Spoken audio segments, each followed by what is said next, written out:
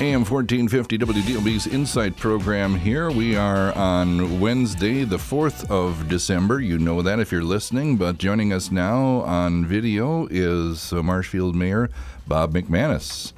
Happy coming out of the holiday, and I'll wish you a happy holiday before we get to the next one here. Yeah, it was a lot of fun.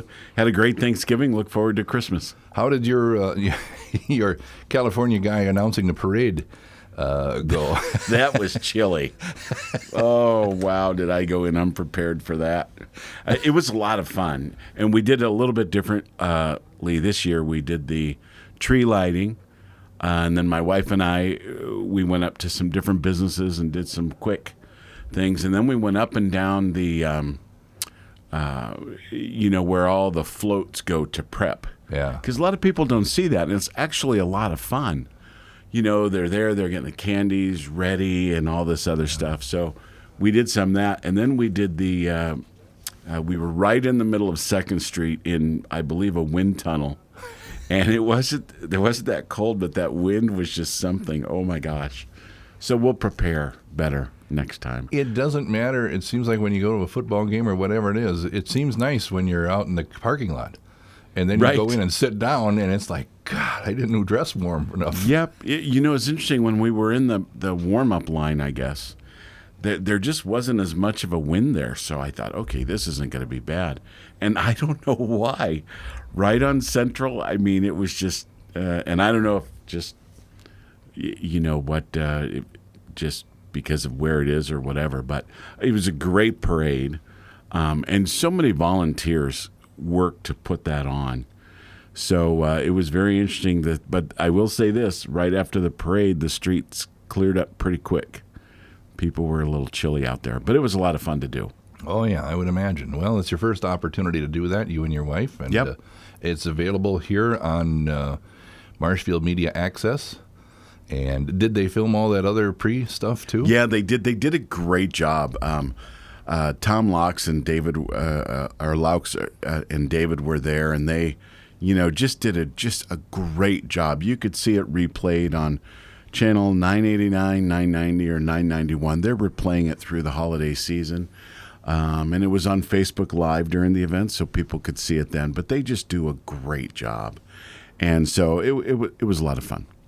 Talking with Mayor Bob McManus, you can too, 384-2191, 384-2191, and on a Wednesday today instead of a Friday in the first part of December. Mm-hmm. You got something else happening there, or?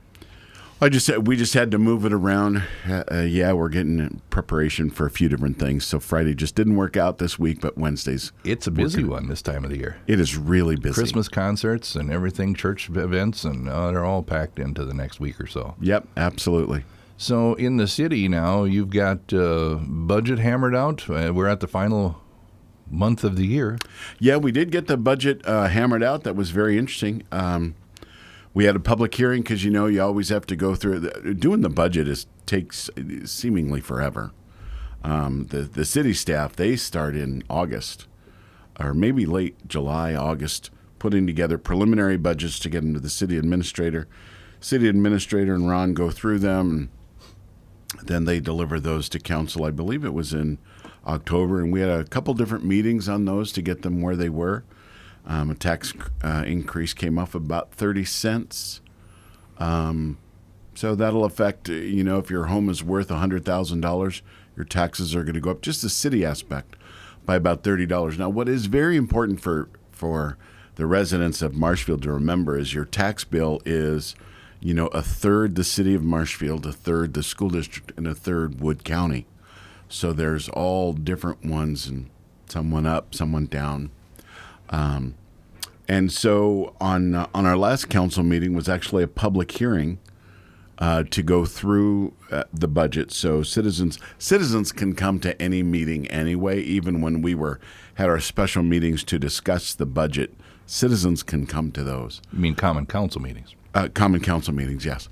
And at this public hearing, it was just council members and city staff.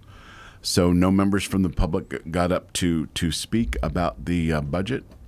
And so then it went through, and when it came up, Ron got up and went through what the tax increase would be, and then it passed by a vote of 8-2. Are you disappointed in that public does not take a better? I mean, my eyes glaze over. We talk about the budget, 3-4 months out of this program of what's going on. After a while, it's like, okay, I forgot what we were fighting about, right, so to speak. All I know is it's going up, and everybody shrugs their shoulders and says, yeah, that's nothing new. So, I mean, but to come down and actually hear it and take part in it? Well, we always appreciate the public input. I mean, it's very interesting because when there are certain things that are of public interest, when we had the hotel issue was there, a lot of people from the public showed up. When we had the property over on 8th Street, there was an issue there with residents and a piece of property. A lot of people showed up. So we always do appreciate when the public does show up. However, we're also aware that the public is out living their life, doing their work, and then they got to get the kids to soccer and make dinner and do all this. So we certainly do that. We certainly understand, but it would be nice to have more public input into this whole process. A lot of people comment on social media, but we really do not run the city by social media comments. So it's important that people that have those good comments and good input, bring them to where they're actually going to be heard. Because as an example, one of the things that we went over in this last council meeting, and this is why I think it's so important for people to really understand what is taking place. We had a discussion about Airbnbs, where people can, you've seen this, it's happening all over. It's really affected the hotel industry. People, instead of going into a hotel, are just renting out private homes. Maybe they'll rent out a room or the whole house. And so an alderman brought up that, so we had a discussion about that. And our discussion was actually about how do we take away some of so for instance, right now we have issues where if you are going to do that, your home needs to be rezoned. And there's one other that you have to actually get a permit for it. So for somebody that wants to do this, they could do anything that they want with their home. They actually have to get a permit. And with rezoning, it actually costs you about $500. And, so there gets that conversation about government overreach. I mean, what are we going to start? Are you going to need a permit now for a Christmas tree? You know what I mean? So what we're looking to do is actually, how do we take away some of that regulation and fee? So reduce the fee or maybe get rid of it completely. We don't know yet, but the discussion was how to reduce it to make it simpler. But when you looked at some of the things that were on social media and you look at the comments, their perception is that we're going in trying to make it more strenuous and more money for the city, when actually the conversation at City Hall during a council meeting was, how do we get out of the way? So that's the part where we do get a little bit frustrated on, wait a minute, what you're saying and what we're talking about are two completely different things. Was that taken up in council, or was there a pre-committee to? No, that was taken up in council. That was just brought up right there on the floor. Right there. I mean, you have to rezone the property, and there's a fee for that, and then there's another fee associated with this, and it comes to about $500. Well, we're looking for a way to get this down. Now, of course, who would not be happy with that is going to be the hotels, because the hotels, pay a room tax for every person that comes in, and that room tax helps run the CVB, Convention and Visitors Bureau, and can be used for other things within the city.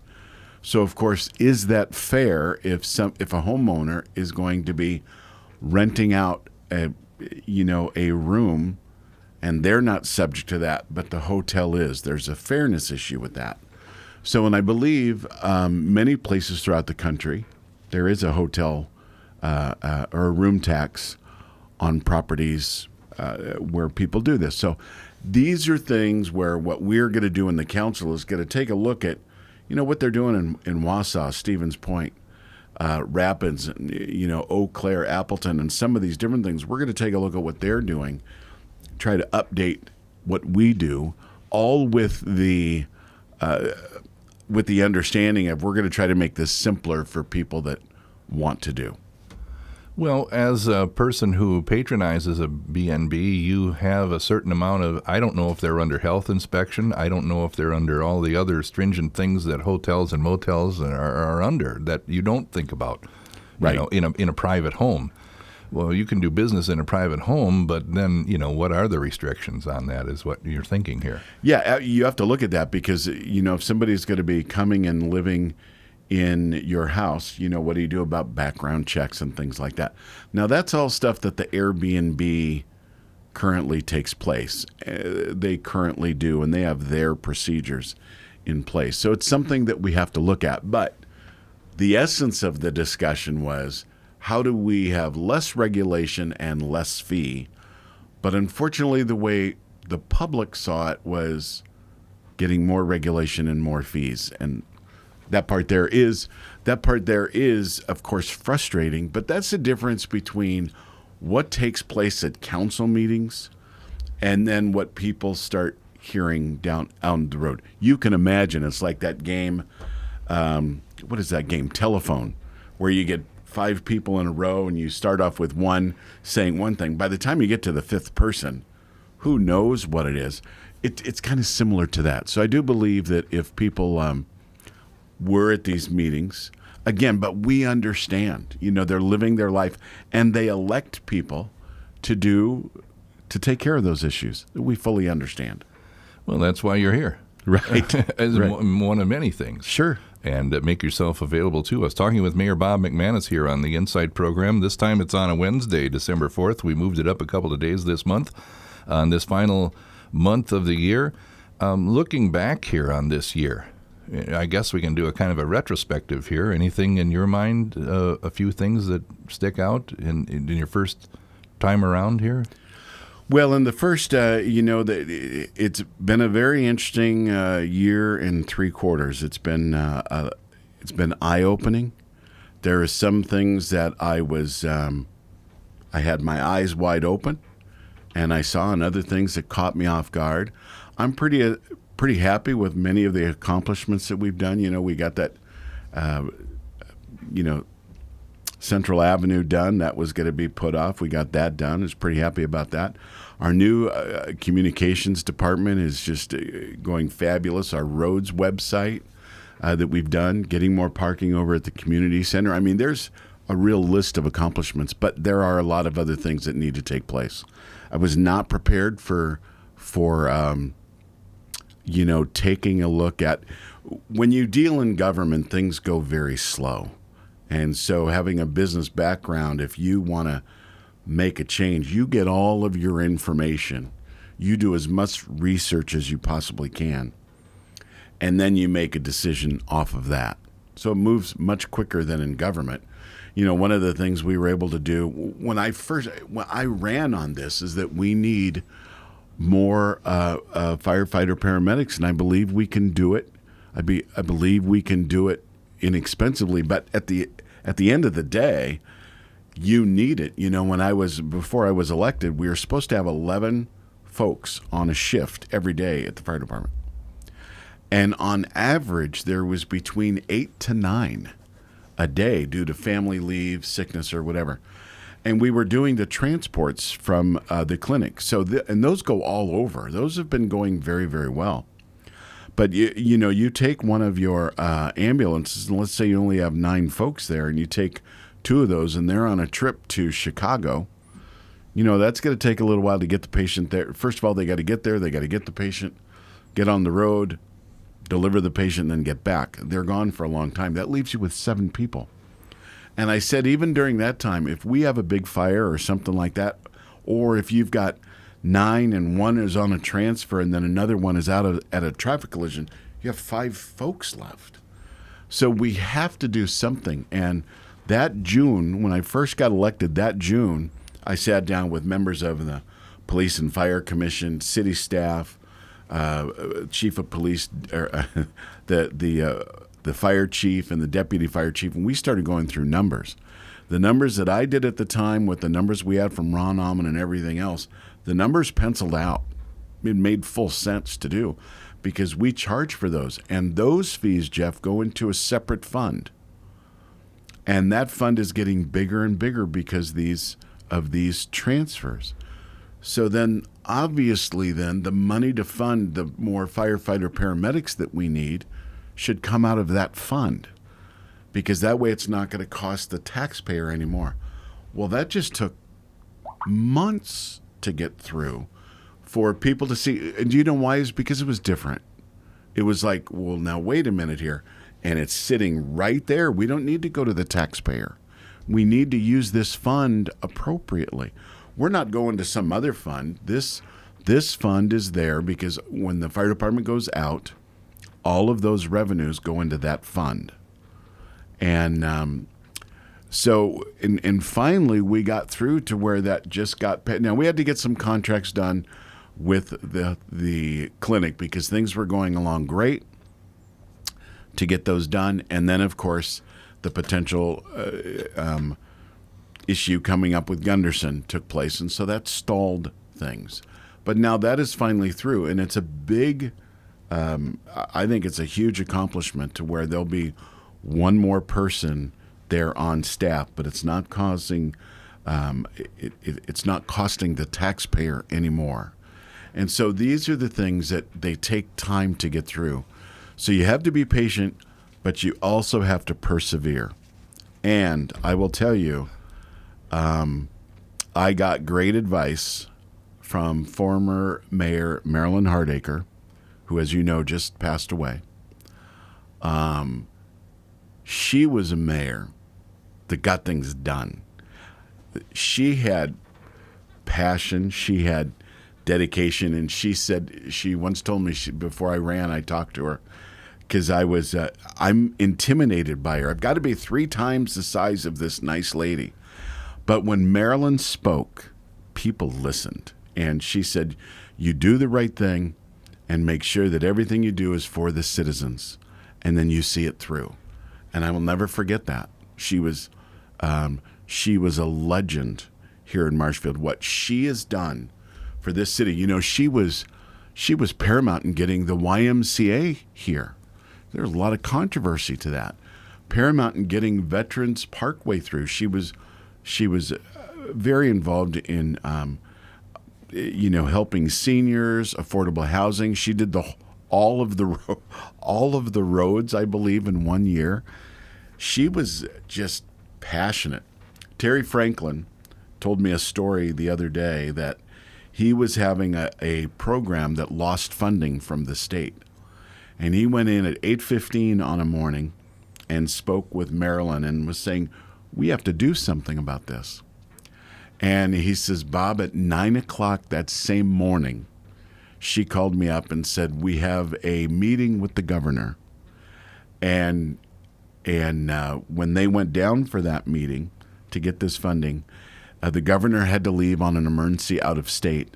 But the lieutenant government was there, and Terry said, as we walk through the halls, everybody was, good morning, Mayor Hardacre, good morning. He says, I felt like I was in the presence of the President of the United States.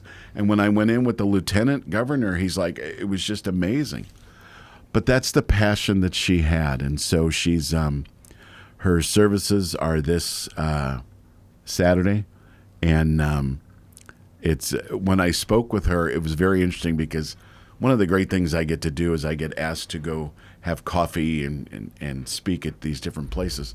And I got asked to go over to the Astor and to have coffee and donuts with some of the seniors. So it was from 10 to 11 one morning, and I got there a few minutes early. So I'm sitting there, and some of the seniors are starting to come in.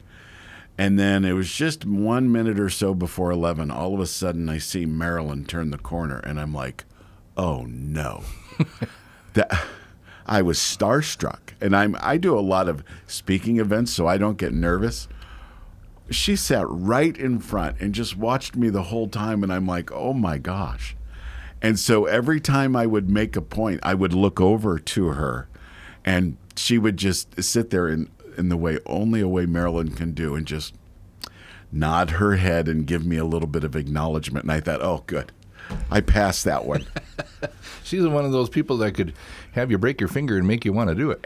Exactly. And do it voluntarily.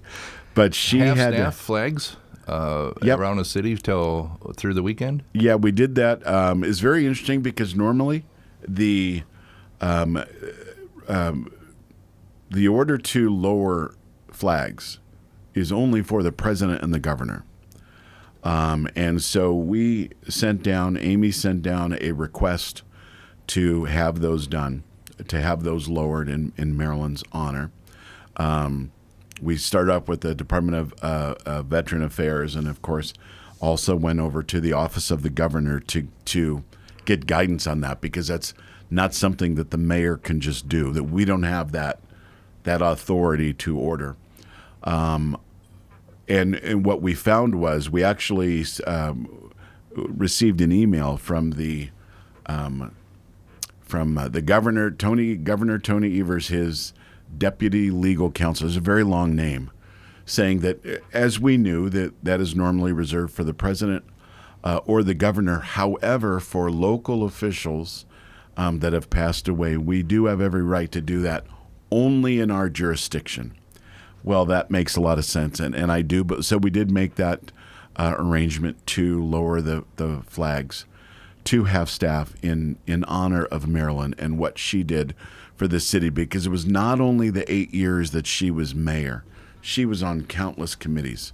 She did an enormous amount. But we did follow the proper procedures on that, and we were happy that the legal counsel of the governor's office gave us that clearance. They said that it's perfectly appropriate to do. All right. Well, thank you for your time here this month. Merry Christmas, if I don't see you before, on the program anyway, for all of you that are watching on marshfieldmediaaccess.org or on their Facebook page. And I'll talk to you again here next time around. And all right. See you Thank next you very year. much. See you next year. Here on AM 1450 WDLB's Insight program on this 4th of December. I'm Jeff Canon with you.